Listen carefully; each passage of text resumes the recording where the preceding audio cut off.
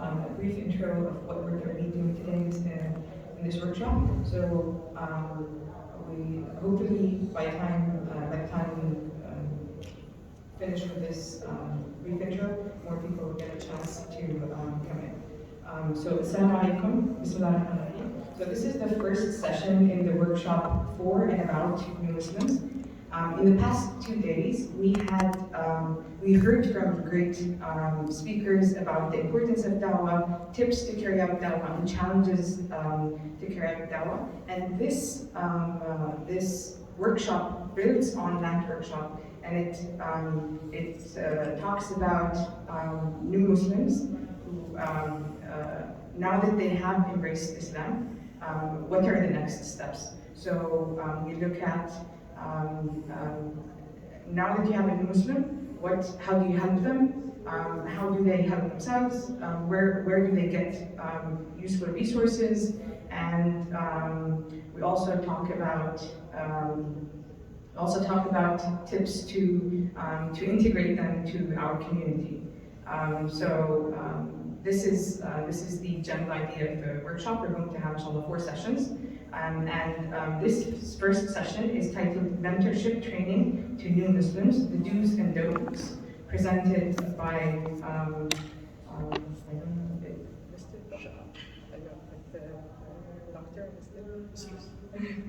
Mr. Shahab, Shahab Sayyidi, and he will be giving a brief introduction about himself and going into the topic. Jazakallah khair.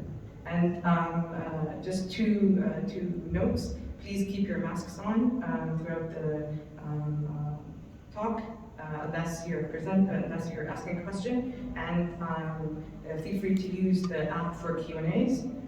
If we end up having a small session, maybe you can ask also face to face. But usually we use the Q&A.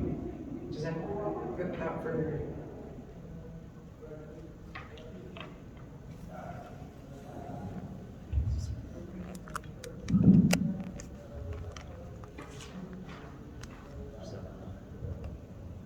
Can everybody hear me okay?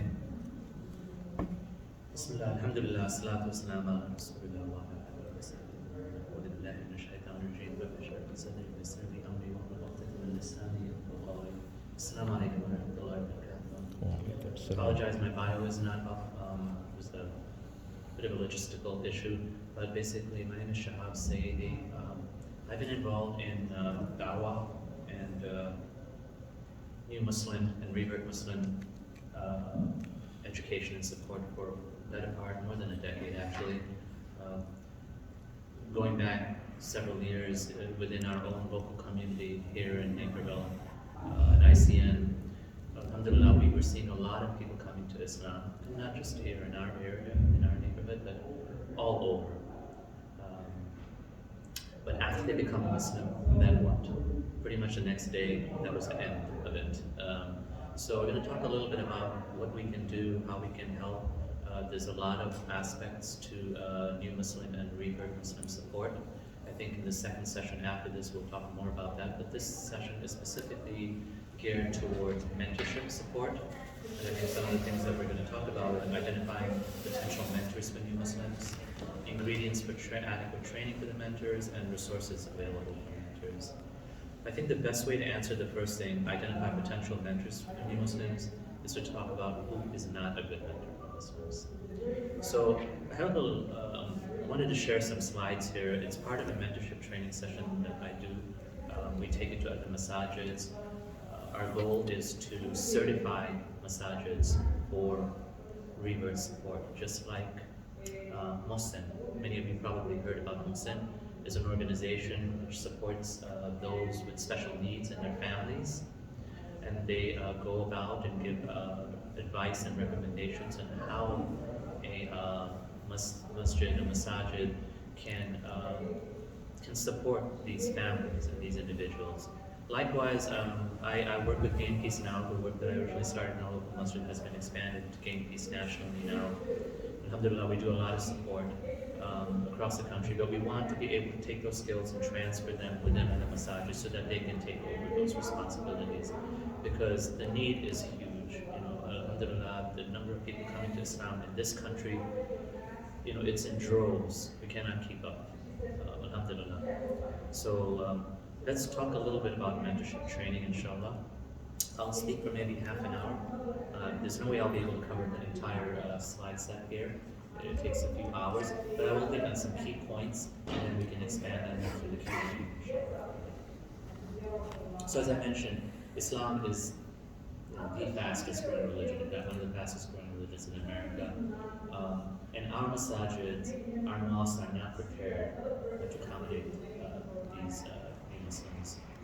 So we have a need to develop support programs for reverts, not just new Muslims, but reverts. There are many Muslims who have been Muslims for decades.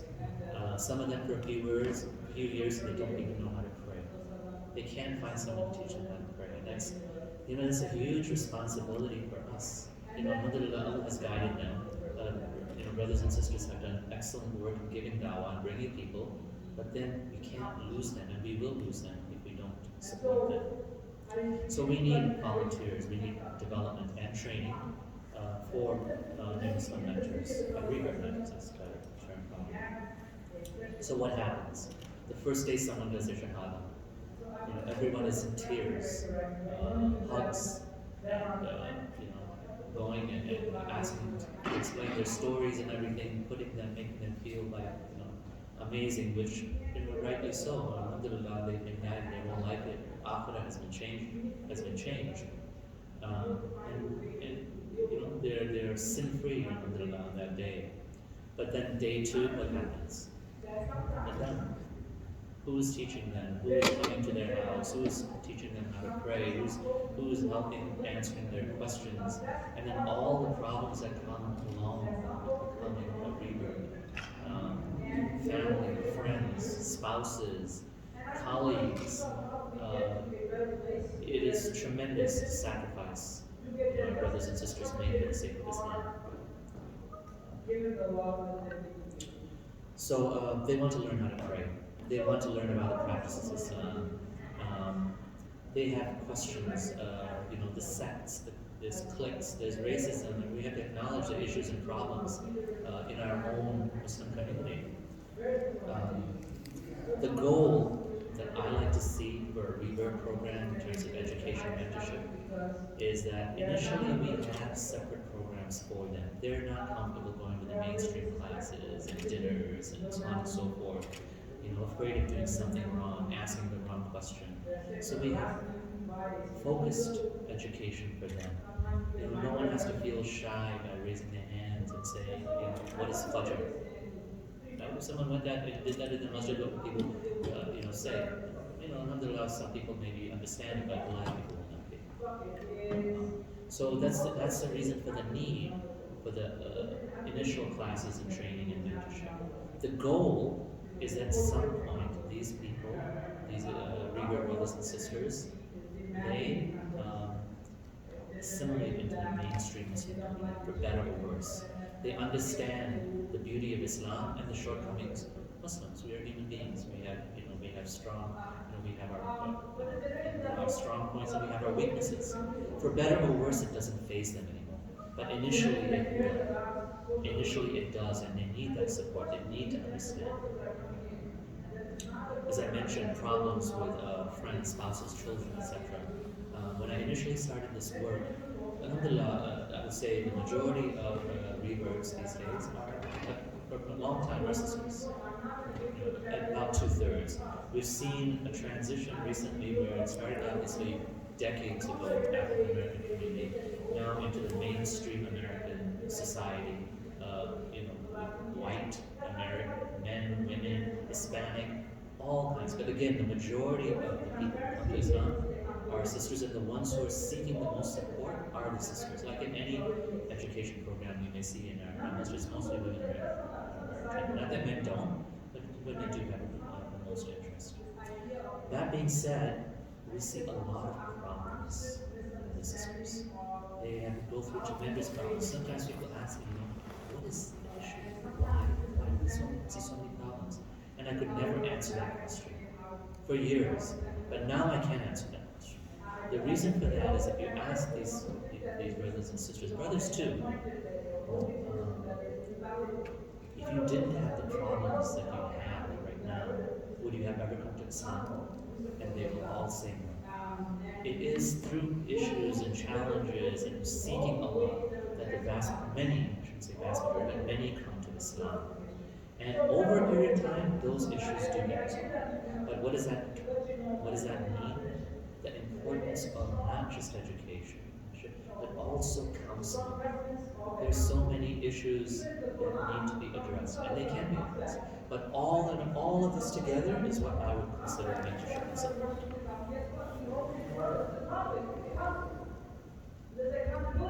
The majority of the first generation immigrant Muslim community is oblivious to the plight of Revert brothers and sisters and new Muslims in general.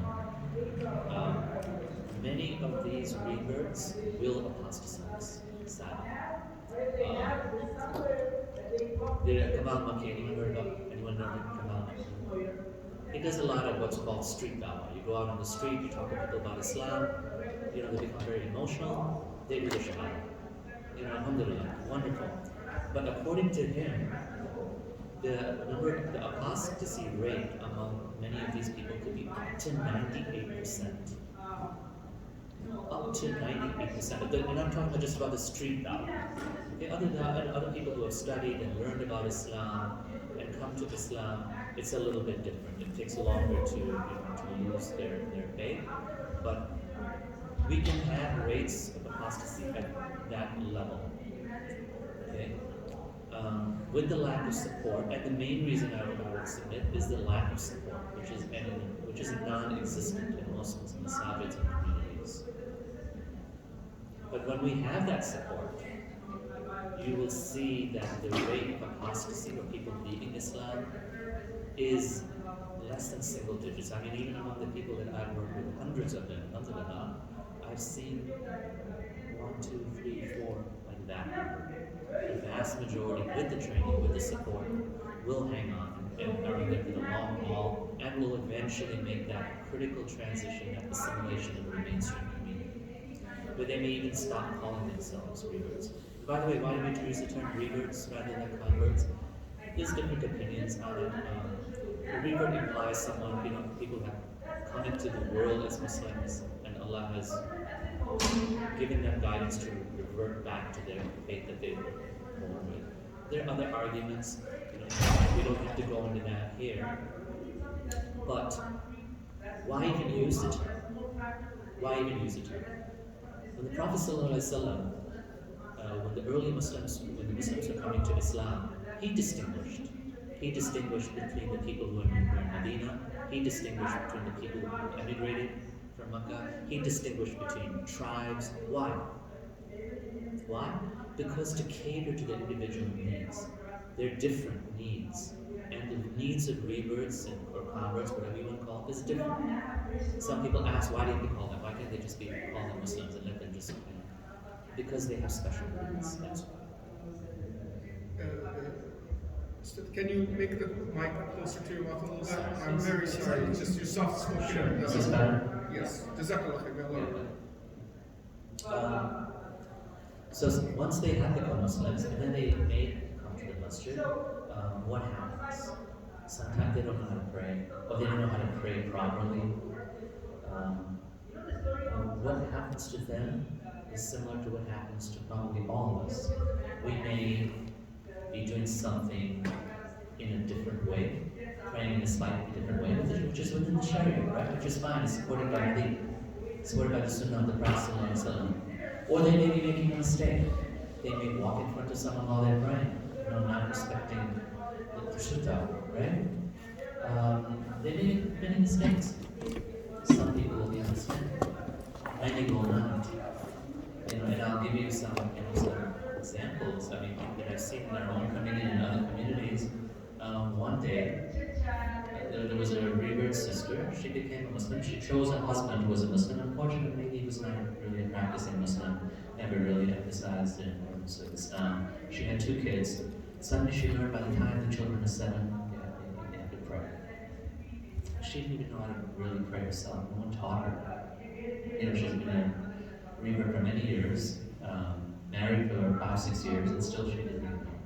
So what she does, she reads this, she finds out the importance of teaching the children how to pray, and she doesn't know how to pray. So she brings them to the local masjid. The local masjid has a men's entrance in the front and a women's entrance in the back. She walks in from the back with her 2 boys, 5 and 7. And then this lady lays it out, how dare you bring in the boys into the women's section? What does she know? She doesn't know anything. The boys started crying. She started crying and she left. What did she do? Anyone want to take a guess? She left Islam. She went straight back to her church. She started walking up the stairs of the church. And she said, something just pushed me away. Something just pushed me away. But she went home. She came back to the masjid when we started our program, alhamdulillah. That sister, alhamdulillah, she's been in our community now for 15 years. She's raising, I would say more or less, she's raised her boys as Muslims on her own. And mashallah, mashallah, the strength of her, and I'll talk more about this case and the transition from what happened to where she is now in a bit. But the point is, the response some of the community will have. One woman had dogs. Granted, she converted to Islam in her 60s because of her Muslim doctor. She converted. What does someone in the masjid tell her? Because she has dogs, you're going to go to hell. No angels are going to get to your house, you're going to go to hell. So, when we talk about what we're looking for in mentors, it's probably good to just talk about what we don't want.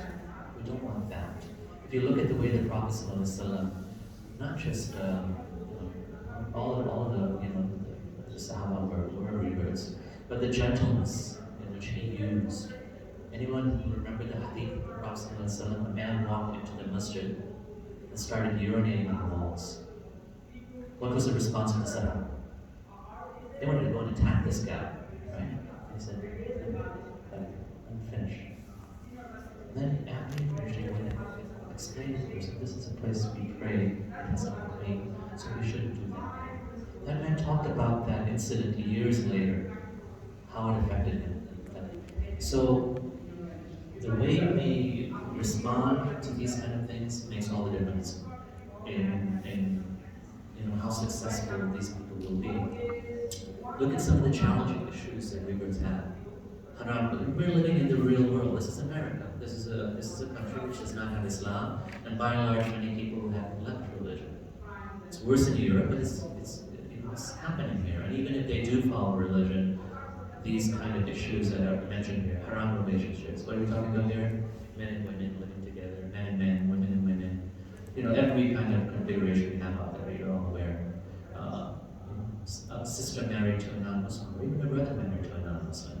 Alcohol, drugs, tattoos, LGBTQ, of course apostasy.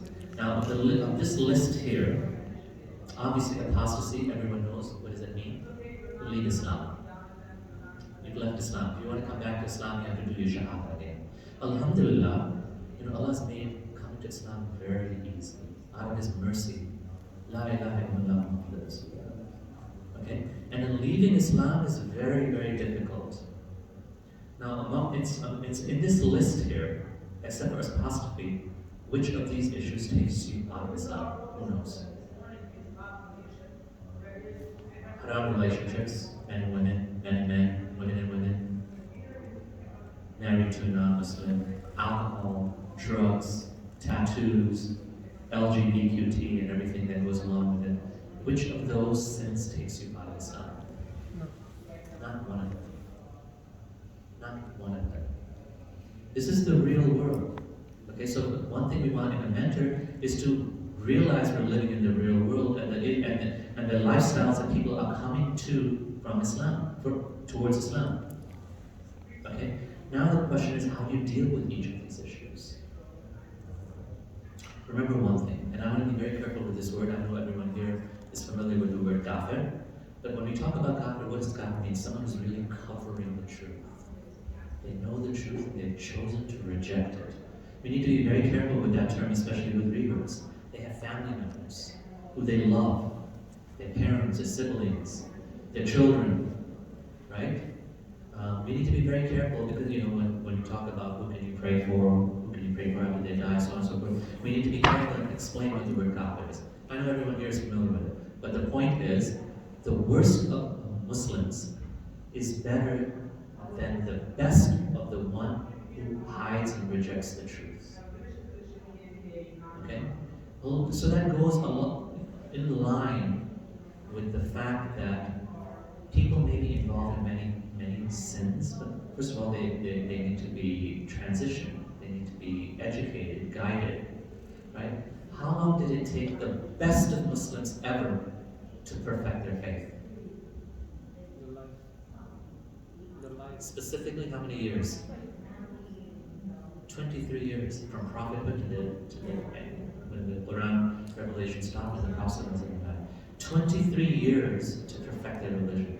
Are we going to expect someone to become a Muslim today and be, excel tomorrow? Is that the expectation? Is that fair? Is that right? Okay. So there's a process for bringing people along. We need to understand that, right? The first thing we may say is, some, for example, a lot of sisters become very concerned. Do I have to cover my hair? No, you don't. And you don't have to tell them you do. Not right away. One step at a time. One step at a time. When you're ready to cover your hair, cover your hair. But there's a lot of other things that go along with it first. Learning how to pray, purification of the heart, right? Fasting, charity. Some of them say after they've been Muslims for a few years, they say, for example, eating meat. Right? There's an age-old debate about the meat, right? You've heard the terms of Zabina, not Zabina, the two opinions. Both are valid within the Sharia. And there are people with strong opinions on both sides. But even as Muslims, we never look at another Muslim and say, you're going to go to hell. You're eating non-Zabina, whatever. Do we do that? No. Well, actually we do. To be honest, we do. And we do it with Reverts too. But listen, there can be differing conflicting opinions in Islam which are supported within the sphere of Sharia. Right? So what do we tell someone like that who asks questions like, look, have you learned how to pray? Have you learned purification, fasting? Are you taking the zakah? Are you working towards doing the Hajj? Have you given up backbiting? Have you given up slander?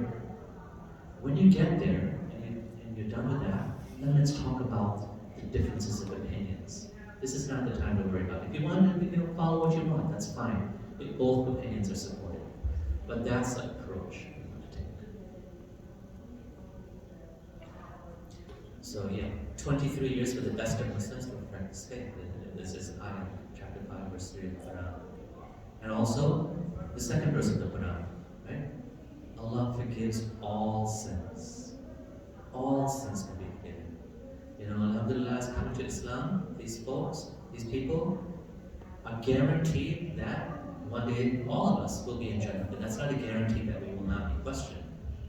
Right? I'm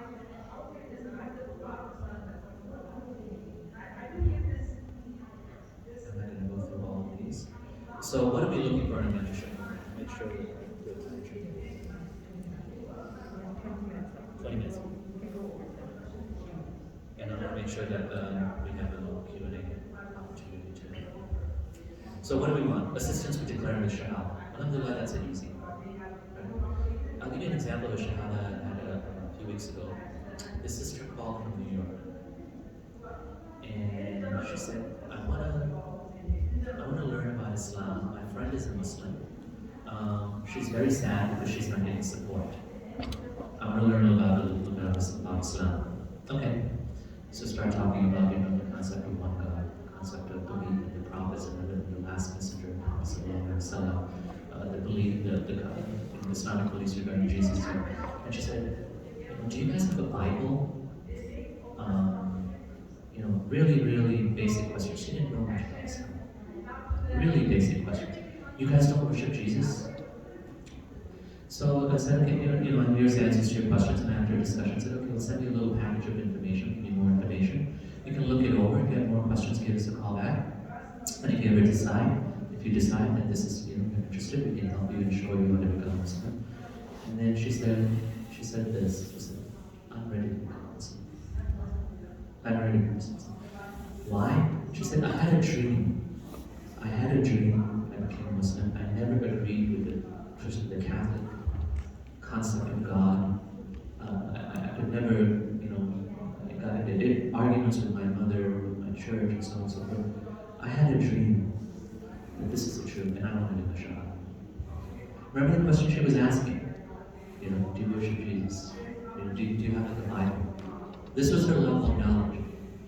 Anyway, said, okay, this is what we believe. We believe La ilaha illallah, we believe Muhammad Rasulullah, we believe the Quran and the literal words of Allah, unchanged.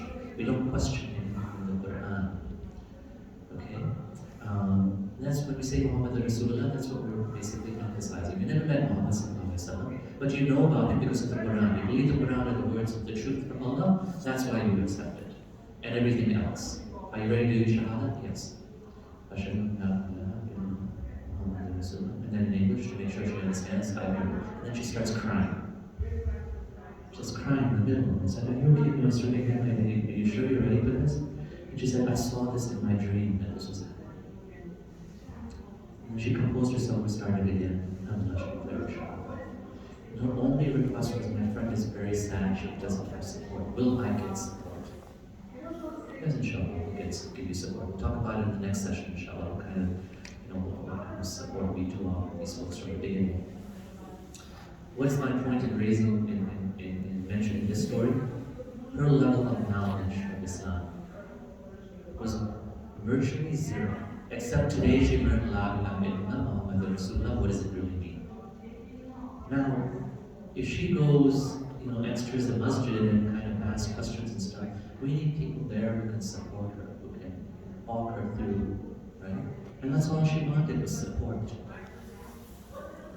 This is an example of an education program we have. We talk about the basics. The first thing I like to do in our mentorship program is to teach the heart and how to pray.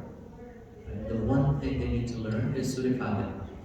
We have to recite Surah Fatiha in Arabic. We give them a translation, but you can read this. In that one class, which I could do in 2 sessions, 2 hours or 2 hours or 1 4 hour, we go through the prayer, we go the tahara, and we go through the prayer. And at the end of that class, they will know how to pray on their own in congregation, because they have the slides, so you can look at it while you're praying. These are the positions. There's 17 iterations of the prayer. These are the times. They can start praying. But someone needs to spend that time and teach them. Some of these folks, 2 or 3 years we find them, and they don't even know how to pray. No one has shown them how to pray. They're starving for knowledge, and it's not there. I'm not going to go through these different sessions and everything that's there, but these are just some of the topics we talk about. So getting to what are we looking for in the mentor? What are some of the qualities? You need to have a good understanding of the real world, the world we're living in here, the world where these brothers and sisters are coming from, the lifestyles. We need to be able to distinguish between Islamic teachings and ethnic customs. There's a lot of things which are wrong, actually, in many different groups, different ethnic groups. We need to understand the seerah and how the Prophet ﷺ communicated, the wisdom, and sometimes he used to give different answers to different people based on their level of knowledge, based on their circumstance. That's wisdom. That's not giving sort of hedging your answer. That's using wisdom to answer the question. Patience, understanding, non-judgmental approach. We have had people come into the masjid, head to toe tattoos. They're in prison, gangs, and they're coming to Islam like that. And some of the way people look at them. We have to put aside all those thoughts. They can, and they have shown us to become among the best of Muslims. I mentioned that especially the importance we need for sisters. They go through, sisters being more emotional. They go through an extremely difficult time, many of them. We need to be able to help, to support, counseling if needed, for both brothers and sisters. It happens. And our goal is in the end that they become educated, stable, long-term reverts that are comfortable even dropping the term revert, assimilated in the mainstream community, going to the masjid events, the the iftars and the classes and Jummah and all the other prayers. Somebody is rude to them, it doesn't faze them anymore, because they know what Islam is and they know the pros and the cons and shortcomings, weaknesses in the community. That's the long-term goal.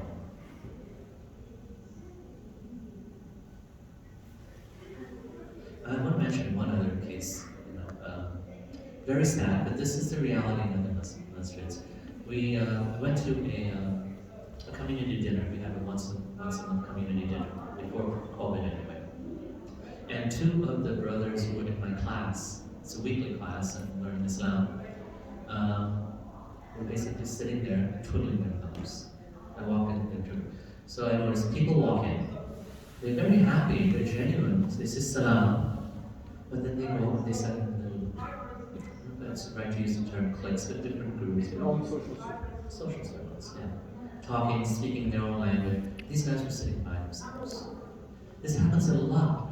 A lot of Muslims who come from other countries are not used to, but they come from a very homogenous society. Everyone is Muslims. If you go to a church, if you ever visited a church or a synagogue, you'll see how people cater to you. Make sure you're comfortable. And they have that understanding. A lot of our community doesn't have that understanding of how others may feel. Inshallah, over time, as successive generations and training, these brothers were sitting by themselves, so I kind of sat with them, talked to them. One of the brothers, I found out, was living out of his car. This was February. He had a serious back issue. He was unable to work. We were supporting him with zakah.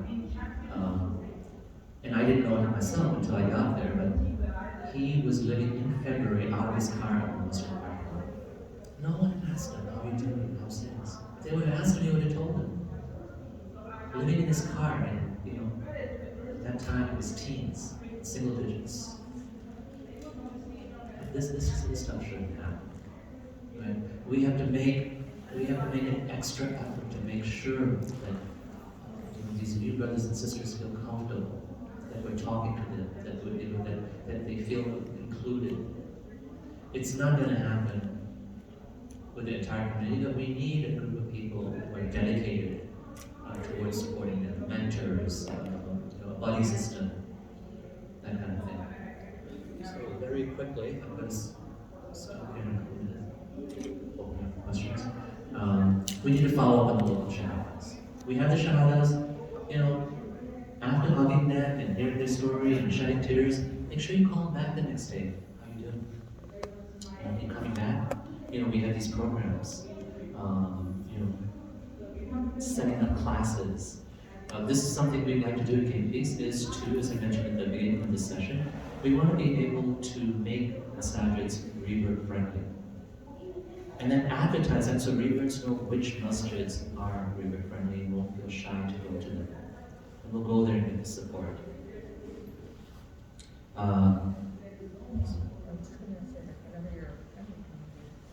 Okay, I'll just maybe finish the slide. Assign mentors, implement educational classes, people who have these qualities, who can be patient and support them. Include them in community social events. We're not saying exclude them, but include them too, but be with them. Be prepared for things that may come up and how to diffuse them. Pair them up. Protect from overzealous commitment. MashaAllah, many of the brothers and sisters, they're very, very, they genuinely want to help, but they need training. The skill set needed in terms of how to work with these brothers and sisters. We have, those of you in Chicago and maybe Texas that are familiar with Game Peace, we do have the Dawah activity, as you know. Alhamdulillah, we have thousands and thousands of people who come to Islam because of that. We've also established this mentorship program. We have classes, and coast to coast, even other countries, people are attending the weekly classes on Sunday mornings. We have establish a dawah program in your local mosque. So these are some of the things. Obviously, I cannot cover this presentation in the time that we have, but I just wanted to touch on a few things, and maybe if there's something, any questions, we can take them now, inshallah.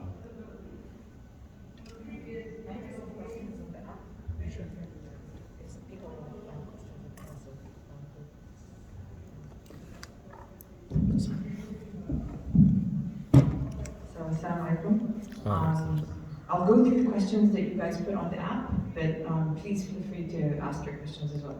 So, one of the questions is, how do we choose the right mentors as converts or reverts? How we choose the right mentors. So, obviously we're looking for people who have the understanding of the real world, who are not going to become emotional, who can basically speak in respectively. Some things a person may need to stop right away, right? If a person is involved in, I'm just going to be very blunt here, homosexual relationships or whatever, right? We can talk to them about that. What do we say? We would say something like, look, these feelings that you may be having, this is a test sometimes you go through. But it's acting on it, which is the sin, so we should try to stop that. We should maybe, stop having relationships between, men and women. The right way to do it is to get married. If you're living with someone, you want to think about maybe, you need to, as a Muslim, this is something that is not pleasing to Allah. But it has to be done in a way that that the revert will be able to understand and be able to basically make the changes on their own without saying this religion's too tough for me. Some of the examples that I gave, you're going to go to hell because you have dogs or whatever. I'll go into that in a bit. Let's see the questions. So just a follow-up. So I think the question is, how do, if a convert is looking, sorry, this is not, maybe this is better. If a convert is looking for a mentor from the community, how do they know that this person can be a good mentor for them? That they wouldn't confuse them, that they are practicing Muslims? What are the characteristics to look for as a convert for, in a mentor? Yeah. So, again, a good mentor is generally a person who's good at giving dawah.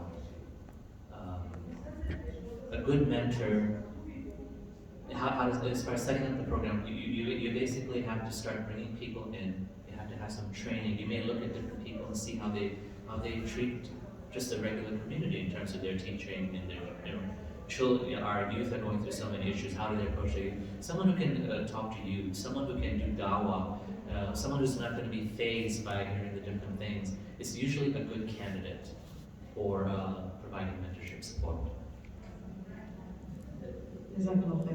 Another question is, at what rate should we give knowledge to new reverts? How do we balance between giving the right, full information and not overwhelming them?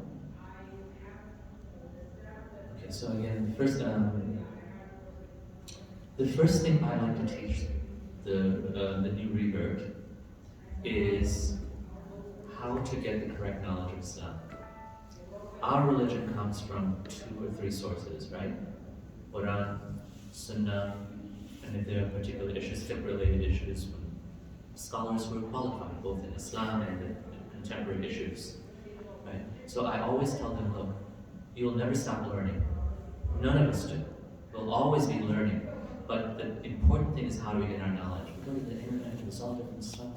So I say, look, the first thing is, anyone who teaches you anything, number one, if they don't provide you with the reference, the person to put it on, or the hadith, ask for it. And even if he's a great scholar and he refuses, or he questions, well, how dare you ask me, so on and so forth, walk away. Because no one dedicated towards teaching would do that. So number one, to get correct knowledge. Even if you have little knowledge, get correct knowledge, right? We know the example of Bilal. He knew nothing. He had a rock on top of him. What was his Islam? Ahad, ahad, ahad. That's it. That's all they knew. You know, what kind of, you know, what else was going on in his life. So make sure so the first thing is, right, the first thing they teach, right, when they go for Islamic theology is, right, in the dunya, everything is halal, except that which is explicitly ruled haram. Everything is halal. Is eating rabbits haram? Halal? Yes. Why? Because it's not ruled as haram. Is eating snakes permitted? No. Why? Because it falls in the category as haram. So that's for the dunya. For the deen, for the religion, everything is haram. Everything is off the table unless it's supported by Quran and Hadith. So implement that filter. That's the first thing I teach them. And if you use that filter for the rest of your life, inshallah, you'll always be on the straight path. Jazakallah khairan. The next question is, sometimes it can be overwhelming to be a mentor for new Muslims, because they have many questions that you might not know the answer to. The social support that you have to give them, time commitment, especially if you're busy. How do you deal with that? If you're I think that I'm adding to the question, if you're a willing person that is trying to be a mentor, how do you deal with these challenges of because sometimes many of them lose their social circles and you kind of have to assimilate them to your social circle. Maybe you're not sure your social circle is the best. How do you deal with these challenges as a person who wants to help these new converts?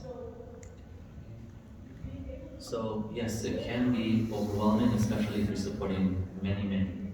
You know, generally it's good to have a brother who's mentoring brothers, sisters, but you know, if there's not enough people, then sometimes brothers will even be mentoring sisters too.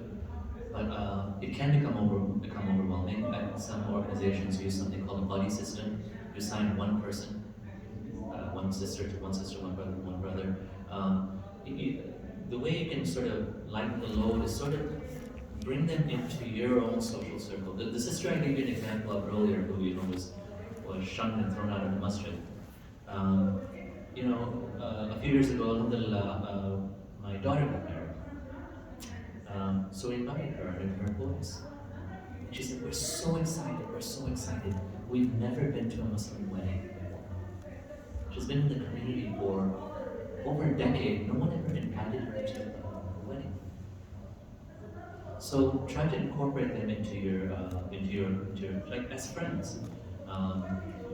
Call them over when you have a gathering with your family, other occasions. Now, alhamdulillah, in our community with the education, when you invite these folks on Eid, you can't come. We're invited to 3 other places. MashaAllah, so many people in the community have realized the need to support them that they can't even attend your party because they've got to go to 3 others. Now you know, alhamdulillah, something's going well. MashaAllah, that's great. MashaAllah, all Muslim communities become like that. The last question is a personal question, and it talks, I think you touched upon this theme of how Muslim sisters face difficulty. So the sister says she was married, and I'm paraphrasing and summarizing, she was married to a Muslim person in the past. As a new revert at the time, he abused her and took advantage of her. She wants to find a Muslim companion to be with, and how does she go about that while also filtering the people who don't have good intentions? And I think also the question goes on to say it doesn't necessarily have to be a man, we just want a Muslim companion, and I think what you mentioned about buddy systems and so on might be a good solution, but generally maybe also touch upon for the sisters, the revert sisters, how do they approach the topic of marriage, and especially that a lot of men just try to marry back from home and so on. That's an excellent question and a huge problem, to be honest with you. Sadly, a lot of men take advantage of sisters. It's terrible. It's a big problem. For whatever reason, whatever they're looking for, we do need a marriage type of service. For all Muslims actually, but especially for these brothers and sisters. They're coming from a different culture in terms of finding a spouse. You can teach them the importance of how to select a spouse, but ultimately finding that spouse, they need help. And that is another very big need in the community. Although we've seen many successful cases, but also some unsuccessful cases also. That was the first part. That was the second question, right? As far as and as far as okay, the other thing with respect to the buddy system, the rigor support, you know who sometimes makes the best mentor? A Revert themselves. Reverts sometimes, that was initially the biggest problem we had in our community is not enough mentors. So what we were able to do is bring all these Revert brothers and sisters together. They never knew each other. And then what happens, they form friendships, the sisters with sisters, the brothers with brothers. They form friendships, they have little outings together, they talk about what's going on. They make the best mentors for each other. So if you have a large number and a few mentors, you can bring them together in a class through social get-togethers. And the ones who show the maturity, show the ability, you can help, you can maybe give them responsibility for being mentors. We've had, our own Revert sisters have been involved in suicide prevention and all the things that go along with mentorship and support. But I just want to emphasize, they make great mentors themselves. That was my question actually. So I live in a town where there's like no Muslims. It's very like small amount, and like what? And I was not talking about like a sister companion. Like I have those friends, alhamdulillah. But like how can I find a husband that's not gonna like be abusive again? Like I'm so scared. Like I'd rather go marry a Christian at this point. SubhanAllah, like what do I do? So you live in a town where there are not many Muslims? Okay. You have some sisters, you do have some sister friends, but there are not many Muslims. Okay. What I usually tell our sisters and brothers is, and this is important for all Muslims, is to live in a community, live among Muslims. Which sometimes means you may have to move to a different location. Number one, and that's one thing which helps keep the iman up, right? But our iman goes up and down, all of us. And when it's down, our other brothers and sisters bring it up. And when we're up and when others are down, we bring it up for them. So that's the advantage of living in a Muslim community near a masjid. Other ways that you can get involved in masjid programs where you feel comfortable in the masjid. There's so many committees and so much work that needs to be done for a masjid. There's boards, there's committees responsible for this and that, for that. Get involved. You can observe the different people in the community. You can observe who looks like they're, sincere brother, maybe. That doesn't completely solve the problem. The need for matrimonial service is tremendous. There's no doubt about that, and especially for Revert sisters who, other, Muslim girls, Muslim women, they have the families to sort of help. And but for the Revert sisters, that family becomes your masjid, becomes the imam. They will ultimately even be the ones at the weddings, because you may not have Muslim family members. So I don't know if this is going to answer your question completely, but it's really important to live among Muslims and be a part of the community. That's at least the first step to seeing other potential spouses. Can I say something? So we have a similar problem in our masjid, but the problem isn't a sister problem, it's a brother problem. I'm mentoring between 10 to 15 brothers, different ages, they're all single. They're all reverts, they're all looking for wives. And we, unfortunately, on the sister side, we're not that active, so we don't have a lot of revert sisters. So would it be possible for an institution like you, like Gain Peace, to help establish those connections? Because unfortunately, apps like Muslima.com and other ways, they also have a lot of non-sincere people that when people go to those apps, they still have the same problems as finding people pretending to be Muslims or not sincere Muslims, and then they end up having the same problem. Is it possible to establish some kind of connection with Gain Peace to allow sisters who are looking for sincere brothers and brothers who are looking for sincere sisters to get connected, and not just allow anybody to go in, but by recommendations of the mentors and the masajid to find those sincere brothers and sisters?